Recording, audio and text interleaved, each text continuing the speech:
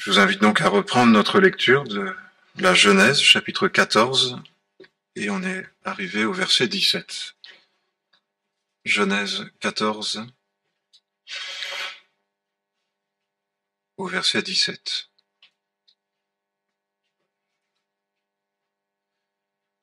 Après qu'Abraham fut revenu vainqueur de Kédor-Laomer et des rois qui étaient avec lui, le roi de Sodome sortit à sa rencontre dans la vallée de Chavé, qui est la vallée du roi.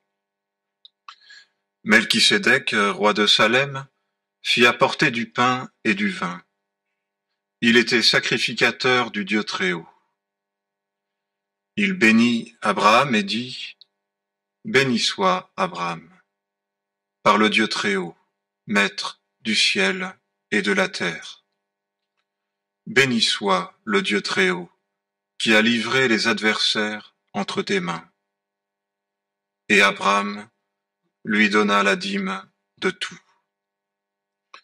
Le roi de Sodome dit à Abraham : « Donne-moi les personnes et prends pour toi les biens. » Abraham répondit au roi de Sodome : « Je lève la main vers l'Éternel, le Dieu Très-Haut, maître du ciel et de la terre. Je ne prendrai rien de tout ce qui est à toi, pas même un fil, ni une bride de sandales, pour que tu ne puisses pas dire : j'ai enrichi Abraham. Rien pour moi, seulement ce qu'ont mangé les jeunes gens et la part des hommes qui sont allés avec moi, Aner, Eshcol et Mamré. Eux, ils prendront leur part. » Et j'aimerais qu'on ajoute quelques lectures, d'abord dans les psaumes. On peut lire le psaume 84.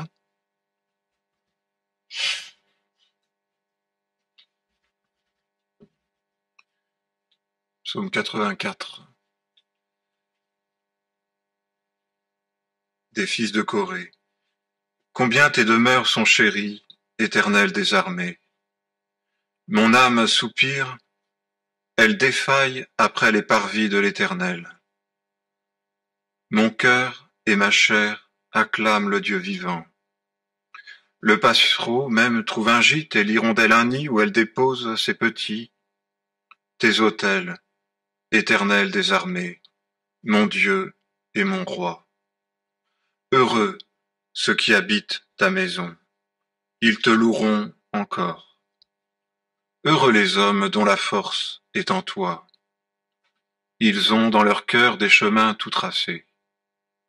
Lorsqu'ils traversent la vallée de Baca, ils en font une oasis, et la pluie la couvre aussi de bénédictions.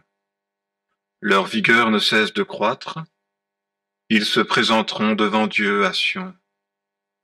Éternel, Dieu des armées, écoute ma prière.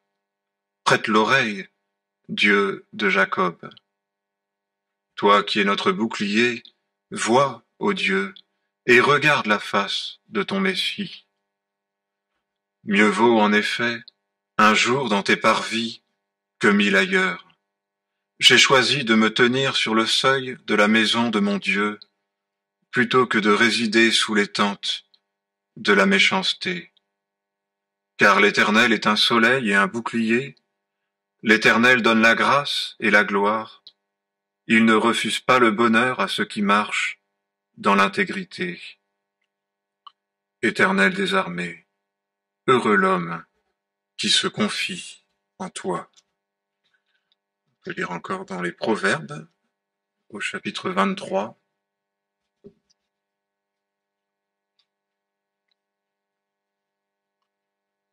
Au verset 1.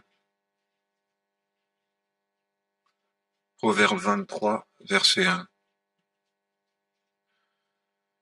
Si tu t'assieds à table avec un grand, fais bien attention à ce qui est devant toi. Mets un couteau à ta gorge si tu as trop d'avidité.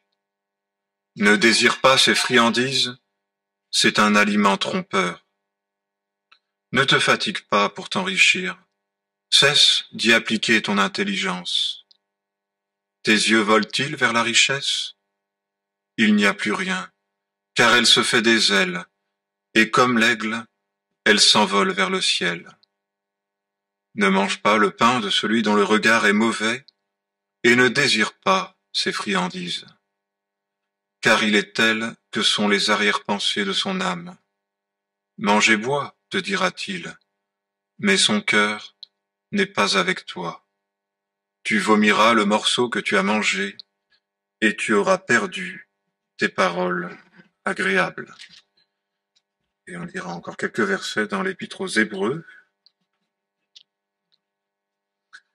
D'abord chapitre 6, au verset 19.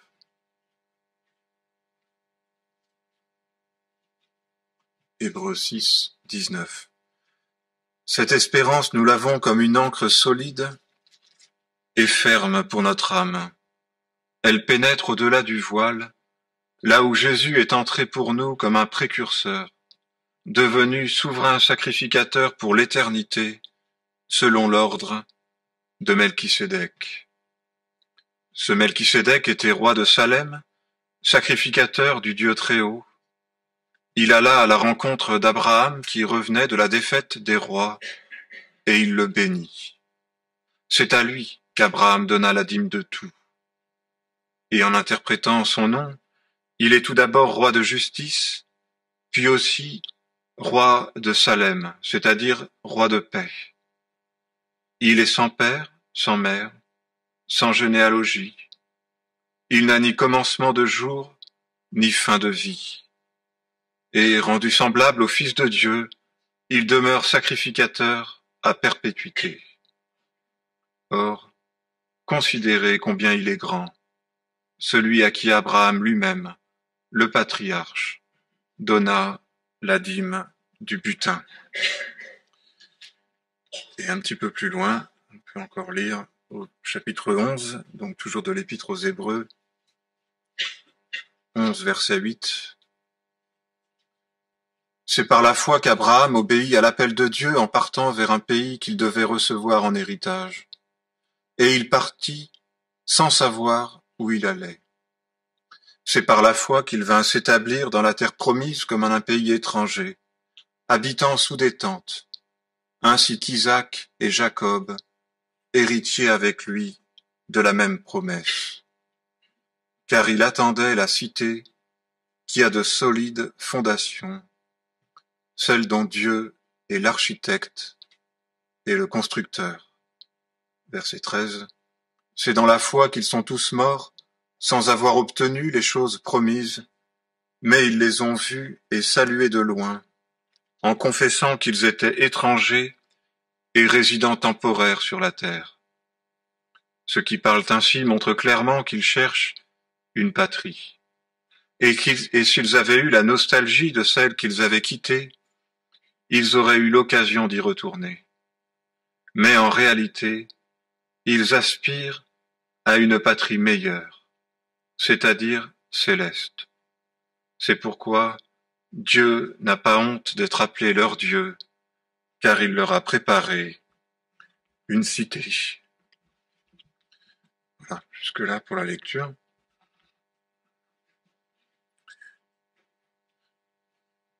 Donc on a vu hier comment Abraham était parti en guerre pour défendre son neveu Lot, comment il avait mis de côté toutes les considérations personnelles et sans doute cette tentation du jugement, puisqu'il était un homme comme nous, pour faire prévaloir l'amour. J'ai dit plusieurs fois, c'était son frère, Lot. Et donc, par amour pour son frère, il s'est livré, il est rentré dans la bataille, et il a été secouru, manifestement. Il a été inspiré pour le faire, il a été secouru, puisque le Très-Haut lui a donné la victoire. Abraham n'était certainement pas un homme de guerre. On a vu que dès qu'il y a eu un petit peu la guerre avec son neveu et ses serviteurs, il a dit bon, il vaut mieux qu'on se sépare. Donc c'était pas un homme de guerre. Mais je trouve comme ça que ça donne le sentiment qu'il n'a pas réfléchi. Il y avait une nécessité, il est parti. Dieu l'a béni, il est maintenant vainqueur, et on peut dire que pour lui, la donne change. C'était un homme paisible, qui vivait sous ses tentes, et maintenant il a été précipité dans la lumière, à la fois craint, jalousé certainement, et puis c'est dans tout le pays, il y a eu quand même sept rois ou plus, je sais plus, 9 peut-être, à se livrer bataille. Donc on peut dire tout le paysage du pays est bouleversé au niveau politique. Je pense qu'aujourd'hui on appellerait ça une crise. Et on sait que c'est dans ces moments-là, de crise, que beaucoup de choses peuvent se jouer. Dans le bon sens ou dans le mauvais. C'est quand tout est en ruine, quand les rois ont été défaits ou quand ils sont vainqueurs, c'est là qu'on peut tirer avantage ou qu'on peut tout perdre. La parole aussi, d'ailleurs, nous dit bien que ces moments particuliers sont des moments comme dangereux. C'est le sens quand dans les proverbes on lit « ne me donne ni pauvreté ni richesse », défaite ou victoire, et on sait que la victoire en particulier est un moment piégeux. David, vainqueur, s'est relâché et c'est comme ça qu'il a péché avec Uri et sa femme. Donc il y a des moments comme ça, je dirais, dans la vie. Il y a une victoire qui est donnée, c'était pas voulu, il y a été conduit lui-même, mais on sent bien que c'est quand même un moment particulier. Je pense que dans le cas d'Abraham, à qui Dieu avait promis, on sait qu'après que Lot soit parti vers Sodome, Dieu l'avait fait contempler le pays en lui disant « mais je te le donnerai ». Et d'une certaine manière, Abraham pouvait bien se dire « mais en fait, je l'ai pas voulu, mais Dieu me donne l'opportunité maintenant de prendre ce qui me revient ». D'une certaine manière, sans qu'il l'ait voulu, il s'est comporté comme le maître des lieux, puisqu'il a fait le ménage, il a manifesté une autorité. Et on a envie de dire, c'est le moment, oui, de pousser son avantage, d'en profiter. Et c'est en cela qu'il y a quand même quelque chose qui est important et qui se joue ici. Qu'est-ce que je fais dans le moment où humainement, on peut dire, j'ai le vent en poupe, où j'ai comme été justifié et où je vais quand même me retrouver avec des opportunités. Et ici, on le voit bien, il est en position de force et il a des opportunités. Et ça se manifeste tout de suite puisque le roi de Sodome s'approche. Le roi de Sodome fait partie de ceux qui avaient été vaincus. Lot était à Sodome. Et donc, il l'a pas fait pour le roi de Sodome, mais le roi de Sodome est avantagé par la guerre d'Abraham. Et il vient en espérant, bien sûr, récupérer ses hommes. Et il va donc entrer dans une logique qui est celle des princes qui négocient. Mais Abraham est en position de force. Quand le roi de Sodome est plutôt en position de faiblesse, il a été secouru, mais il était en situation de défaite. Et ce roi s'approche, et on peut dire il va incarner, malgré lui, je pense, pour nous, en tout cas c'est comme ça que je le comprends, les rois des nations. C'est-à-dire tout un mélange alors d'usage, il va manifester la reconnaissance, je pense que c'était l'usage quand on avait été secouru par un autre roi, on venait pour faire allégeance, on venait pour demander l'aide et la protection. Sans doute y avait-il une vraie reconnaissance aussi, parce que les gens qui ne craignent pas Dieu ne sont pas pour autant sans reconnaissance, ils pouvaient être sincèrement reconnaissants de ce qu'Abraham avait fait. Mais, et c'est comme toujours, s'y mêlait certainement un opportunisme. Le but, au fond, c'était quoi? Récupérer ses billes et s'en tirer de la meilleure manière possible. Donc, on vient le premier, le plus vite, pour faire alliance. Sans doute, essaie-t-on d'avoir des paroles agréables. Combien de fois, quand même Abraham, je crois ailleurs, va être vainqueur, ou David, les peuples viennent et ils demandent à faire alliance, ils demandent à passer sous protection, et d'un coup, je dirais, ça peut quand même je pense que ça peut nous concerner. Il y a une bénédiction qui est donnée, elle vient de Dieu, mais on peut dire, il y a un retentissement à l'extérieur. Et les gens du monde l'observent bien, le voient, et sont attirés dans un mélange de fascination, d'admiration, mais aussi d'opportunisme, mais avec cette idée de dire, mais je vais prendre part, je vais profiter, ou alors je vais récupérer. Et on verra, Abraham donne pas suite. Il est froid comme la glace à cet appel-là, et il lui redonne, et il dit, je veux rien te devoir, hein. Je ne prendrai rien de tout ce qui est à toi, pas même un fil ni une bride de sandales, pour que tu ne puisses pas dire, j'ai enrichi Abraham. Voilà, on peut dire le principe du monde qui est bien décrypté ici. On fait alliance, on se ligue, mais on devient dépendants les uns des autres, et on tire gloire, honneur, richesse les uns des autres. Voilà. Et donc, c'est tout le principe du commerce, hein, on a parlé de ça hier déjà, n'ayez pas part à Babylone, ne participez pas à son commerce, n'ayez pas part à son luxe, parce que vous participeriez à ses fléaux. Eh bien, on voit bien l'attitude d'Abraham à ce niveau-là, il n'accepte pas cette offre, alors qu'on a envie de dire, humainement, c'est idiot. C'est vraiment l'occasion rêvée, mais il y a c'est en vain qu'on jette le filet devant tout ce qui a des ailes. Il y a quand même dans l'attitude d'Abraham quelque chose qui veut rester résolument libre de ces gens, et on le sait bien sûr, parce que c'était des gens qui ne craignaient pas Dieu et qui commettaient des horreurs. Ils voulaient pas avoir part à ce peuple, ils voulaient pas se lier à eux. Sauf que, bien sûr, de faire cela, c'est renoncer.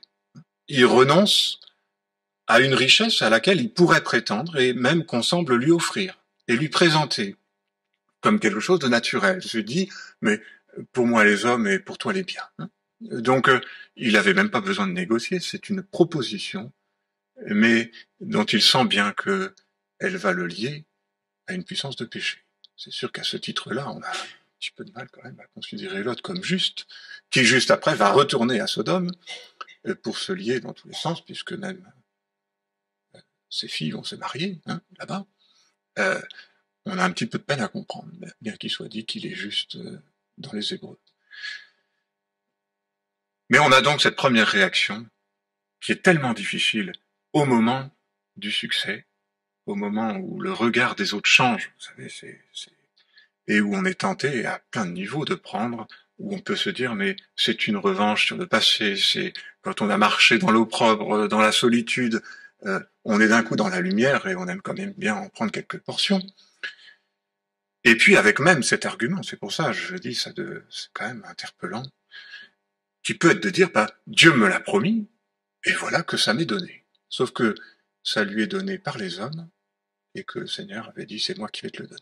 Et il y a donc cette sagesse, hein, je pense qu'on y reviendra, mais c'est une sagesse que nous prêchons. Elle n'est pas de ce siècle, ni des princes de ce siècle. Donc la logique humaine n'est pas la sagesse de Dieu. C'est bien une sagesse, évidemment, c'est la sagesse des princes, qui vont être réduits à l'impuissance, mais nous prêchons une sagesse qui est mystérieuse et cachée. Et c'est ce qu'on retrouve à travers, quand même, ce portrait mystérieux de Melchisédek. Sagesse mystérieuse et cachée. Parce que donc, au moment où le roi de Sodome s'approche pour négocier, arrive ce Melchisédek, roi de Salem, donc il semble, c'est la région de Jérusalem, qui fit apporter du pain et du vin. Il était sacrificateur du Dieu Très-Haut. Il bénit Abraham et dit, béni soit Abraham par le Dieu Très-Haut, maître du ciel et de la terre, béni soit le Dieu Très-Haut, qui a livré les adversaires entre tes mains. Il faut reconnaître qu'on ne comprend pas très bien. Il y a quelque chose qui nous échappe, on n'a jamais entendu parler de ce Melchisédek avant. Il semble que c'était donc un roi qui était dans la région, roi de Salem, roi de paix. Heureusement, on est un petit peu éclairé par l'auteur des Hébreux. mais qui, d'une certaine manière, ajoute au mystère, puisqu'il est dit, il est sans père ni mère, sans commencement ni fin, il n'a pas de généalogie. Donc, ce qui ressort, c'est, il y a une espèce d'ambivalence là, parce qu'il y a bien un roi, il y a bien visiblement un homme, hein, c'était pas un ange, visiblement, tel que c'est écrit, et en même temps, sans commencement, sans fin, sans généalogie. Alors, pour ma part, je suis pas spécialiste. Je dis, je sais pas très bien. Ce qui me semble sûr, c'est qu'il s'est présenté à Abraham comme l'image de ce qu'est Jésus-Christ pour nous. Voilà. Et c'est à ce titre que Abraham a reconnu plus grand que lui. Il y a ici plus qu'Abraham. C'est ce roi mystérieux dont on ne sait pas, nous, avec la lumière qu'on a, en tout cas, je pense pas de façon absolue comment il était. Mais il s'est présenté, et on a envie de dire, d'un autre ordre. On n'est plus dans cette logique qu'on a lue dans les proverbes, avec toutes ces relations d'hommes, où on s'offre, mais où il faut se méfier, où il faut mettre un couteau sous sa gorge si on a trop d'avidité. On est dans complètement autre chose, et on a envie de dire, apparemment, humainement, complètement décalé. Puisqu'il vient avec du pain et du vin. C'est-à-dire, je pense, un symbole avant tout de communion. Il vient pour prendre un bon repas, pour communier avec Abraham, et pour le bénir. Les autres venaient pour être protégés par Abraham, et lui, plus grand, il vient pour le bénir. Le bénir et lui rappeler, béni soit Dieu, qui t'a donné la victoire. Donc, c'est une bénédiction qui est d'un autre ordre. Et il est bien question de cet ordre de Melchisédek, qui n'était pas seulement roi, et c'est en cela que c'est un autre ordre, mais qui était à la fois roi et sacrificateur. Et au fond, ce qui est souligné ici, c'est pas seulement sa royauté, il était roi de Salem, mais il était sacrificateur du Dieu très haut, il est venu avec le pain et le vin, et au fond, ce qu'il apportait n'était pas une richesse terrestre, ce n'était pas un tribut, mais c'était une richesse spirituelle, bénédiction de Dieu, et c'était bien ce qu'il y avait de meilleur. C'est pour ça que j'ai lu ce texte qui, à mon avis, nous pose au fond la vraie question pour nous. Dans les psaumes, mieux vaut un jour dans tes parvis que 1000 ailleurs, telle a été la réaction d'Abraham. Je préfère habiter au seuil, parce qu'on voit bien qu'il est, pour Abraham, il était encore sous des tentes, il était encore sur une terre qui lui avait été promise, mais où il vivait comme un étranger. On peut dire qu'il était loin d'être parfaitement accompli et d'être entré dans la maison, on va dire, avec toutes ses affaires. Seuil de la maison, mais je préfère habiter là, dans un lieu où il y a déjà communion, où il y a approbation de la part de Dieu, plutôt que d'habiter dans les tentes ou dans le palais des méchants. Voilà ce que lui offre Melchisédek. Il lui rappelle, tu es homme, il y a plus grand que toi, mais ce plus grand, c'est Dieu, et il veut te bénir. Et il va te bénir à travers moi. Et c'est en ça, bien sûr, que Jésus-Christ sera lui-même sacrificateur selon l'ordre de Melchisédek, et je trouve qu'il y a d'ailleurs, ça fait beaucoup penser aux méditations du soir, mais une royauté, il était bien roi, mais qui ne ressort pas. Visiblement, il vient pas avec tout un appareil, avec du pain et du vin. Au fond, c'est pas sa royauté qui est mise en évidence, mais c'est cette communion rendue possible avec Dieu, et c'est ça que Abraham reçoit, et surtout discerne. On a vu hier soir que Jésus pleurait sur Jérusalem, et on se retrouve là-dedans, accaparé par des promesses qui étaient les promesses terrestres, de la même manière qu'Abraham aurait pu se laisser accaparer par des promesses terrestres. Eh bien, n'a pas vu, tu n'as pas discerné le temps où tu as été visité. Et on voit ici, à travers Abraham, quelqu'un qui a reconnu le temps où il a été visité. Deux offres, deux royaumes, deux natures. Une promesse pour ici-bas, une gloire, mais un lien de méchanceté. Et puis, autre chose, à travers Melchisédek, reconnaissance de l'autorité du Dieu très haut. Et on voit à quel point, c'est frappant d'ailleurs, parce que visiblement Abraham a quand même été très marqué par ce passage de Melchisédek, et il reprend mot pour mot, quand il répond au roi de Sodome, c'est le Dieu très haut qui m'a donné la victoire. Et donc, je ne veux pas me laisser corrompre, je ne veux pas me laisser quoi que ce soit qui laisse penser que ça a été aussi acquis par les hommes. D'ailleurs, dans les Hébreux, c'est dit qu'il a donné la dîme du butin. Qu'a fait donc Abraham de ce qu'il a reçu de cette victoire militaire? Il a donné la dîme et il a rendu tout le reste. Donc il ne s'est même pas enrichi. Au fond, il est resté dans un esprit de service. Et c'est tout, quand même, le sens de l'orientation du chrétien. C'est pour ça que je crois que c'est des choses profondes qu'on a besoin de recevoir. Qu'est-ce qu'on aime? Quel royaume on recherche? C'est pour ça que ça me frappe. C'est une sagesse qu'on prêche. Cette sagesse qui a animé Abraham était la sagesse de Dieu. Aucun des princes de ce siècle ne l'a connue. Dès que je rentre dans une logique d'intérêt, de gain, d'opportunité, où je vais même trouver que la fin justifie les moyens, qui fait que pour l'œuvre de Dieu, je peux me permettre toutes sortes de compromis, je suis dans une sagesse qui n'est pas celle de Dieu. La sagesse de Dieu est mystérieuse et cachée, et elle est révélée à ceux qui l'aiment. Et c'est ce qui ressort quand il est parlé d'Abraham, qui a accepté d'être étranger, parce qu'il attendait une autre cité. Il avait reçu une promesse. Et on retrouve toujours cette espèce d'ambivalence, d'ambiguïté, apparemment dans la lecture. De quelle cité on parle? Dieu lui avait bien promis une cité. Il lui avait bien fait regarder un paysage, un territoire, en lui disant « je te le donnerai ». Et c'est ce qui a fait que les Juifs n'ont pas reconnu le Messie, parce qu'ils étaient obnubilés par une promesse terrestre. Mais Abraham, lui, qui avait reçu cet esprit de révélation, de sagesse, eh bien, s'est détourné de ce qui frappe les yeux pour regarder à ce qui est éternel et à ce que Dieu montre, et il a reconnu Melchisédek, et il a rejeté le prince de Sodome. Je pense que souvent, on fait l'inverse. Et ce roi qui vient avec du pain et du vin, et dont la seule proposition, c'est de communier et de bénir, très peu pour nous. La sacrificature nous intéresse assez peu. On préfère la royauté.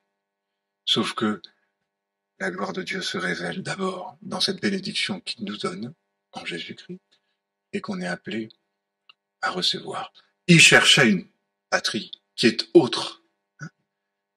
S'ils avaient voulu celle-là, ils auraient pu l'obtenir. Et j'ai envie de dire, si Abraham avait voulu Canaan, il avait une occasion rêvée de commencer. Mais en réalité, il cherchait une autre patrie qui est meilleure et qui est céleste. Et ça nous oriente dans le sens de cette récompense. Quand Guillaume parlait hier de toutes ces difficultés à vivre quand même les échecs, ce sentiment parfois de se consacrer, qu'avons-nous gagné à marcher dans la tristesse, pour le salut d'autres qui peut-être sont moins scrupuleux. Je pensais à ça parce que ça me touchait. Je me disais, la consolation d'Abraham n'a même pas été, finalement, la repentance de Lot. Lot est revenu avec lui pour mieux repartir. Il a été sauvé, il n'a tiré aucune leçon. Quelle a été la vraie récompense d'Abraham? Cette communion avec le roi de Salem et cette bénédiction accordée par Dieu. Je dois donc apprendre ces choses. Quelle est ma récompense? Quel est le royaume auquel j'appartiens? Où sont ces biens que je veux obtenir, recevoir en héritage? Et dès que je suis obnubilé par des biens, et c'est pour ça que même dans l'œuvre de Dieu, on peut être animé à cause de l'opprobre, par un désir de vengeance qui veut qu'on s'établisse, et qui est très dangereux. Je me souviens, ça m'a beaucoup marqué. Donc on a une maison au Riffray, et évidemment, je pense qu'il y a quand même une forme de logique, mais j'aspirais à ce que la maison se développe. Mais vous savez, vous pouvez très vite rentrer y compris dans la logique de l'Église, dans une logique de développement, et une fois très clairement dans ma conscience, parce que quand on est dans cette logique, tout n'est qu'opportunité, même les gens. C'est-à-dire, ils sont plus là pour qu'on les aime, ils en sont là pour nous permettre de nous développer. Et une fois, je crois que j'étais quand même pris par ça, c'est-à-dire le mauvais royaume. Et c'est ça qui fait qu'on va pactiser avec Sodome. Et c'est comme si le Seigneur m'avait dit, mais je te demande pas de développer la maison, je te demande de la faire vivre dans ce qu'elle est, c'est-à-dire maison de prière.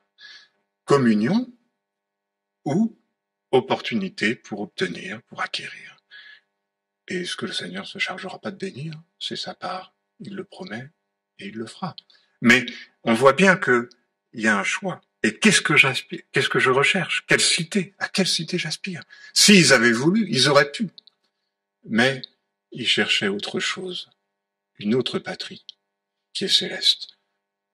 On a beaucoup quand on est dans l'œuvre de Dieu, de combat, et on aspire à la récompense. Et on a besoin d'être amené sans cesse à cette réalité.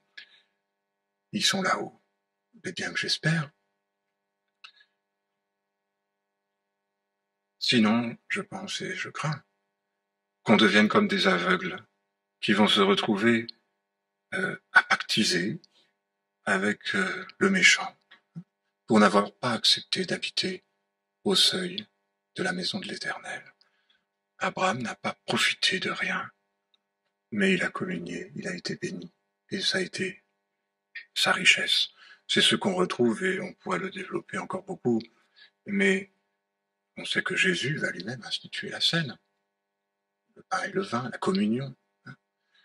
Dans un moment d'ailleurs où les disciples se disputent pour savoir lequel est le plus grand, et il leur dit les rois des nations les tyrannisent, il n'en est pas de même pour vous, donc on retrouve toujours ces deux choses, et il leur dit mais vous.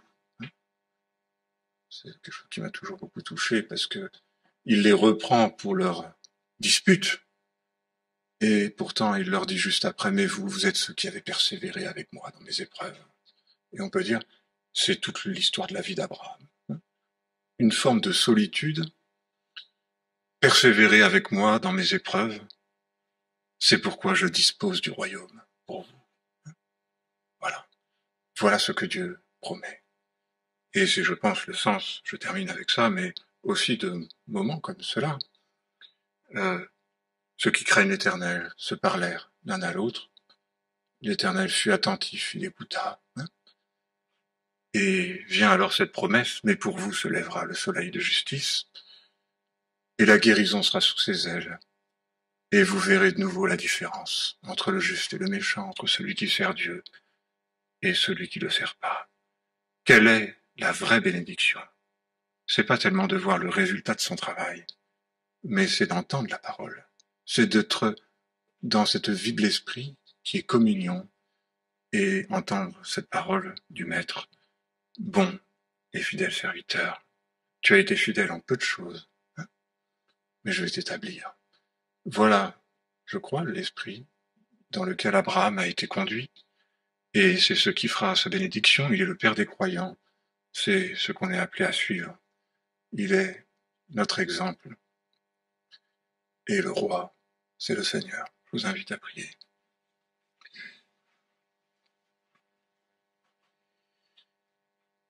Seigneur, nous te bénissons ensemble pour ta parole qui dévoile nos cœurs, qui dévoile cet appétit de gloire qui souvent nous rend aveugles,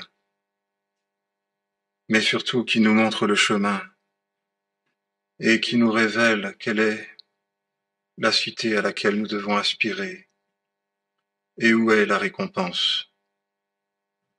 Seigneur, nous nous sommes bien souvent égarés en cherchant une récompense au milieu des hommes, au milieu de leurs réactions, au milieu de leur richesse et de leur partage. Mais la vraie récompense, comme tu le révèles dans ce texte, c'est d'être en communion avec toi par le Seigneur Jésus-Christ et de recevoir cette parole que puisque nous t'avons servi malgré nos faiblesses, tu auras compassion de nous comme un père a compassion de son fils. Seigneur, je te prie par l'Esprit de nous révéler et de nous renouveler dans cette espérance. Tu sais ce qui peut être comme découragement, comme frustration, mais tu as le pouvoir de dire à nos cœurs ton amour et ta promesse, et nous voulons les recevoir par la foi. Seigneur, comme le psalmiste l'a dit, nous préférons habiter au seuil de ta maison que dans le palais des méchants. Donne-nous la grâce de persister, de demeurer dans cette orientation pour te servir, pour t'aimer. Donne-nous aussi la grâce d'être les uns pour les autres, ces sacrificateurs qui apportent la bénédiction. Seigneur, c'est cela le plus important, et nous te bénissons de nous l'accorder. Au nom de Jésus. Amen.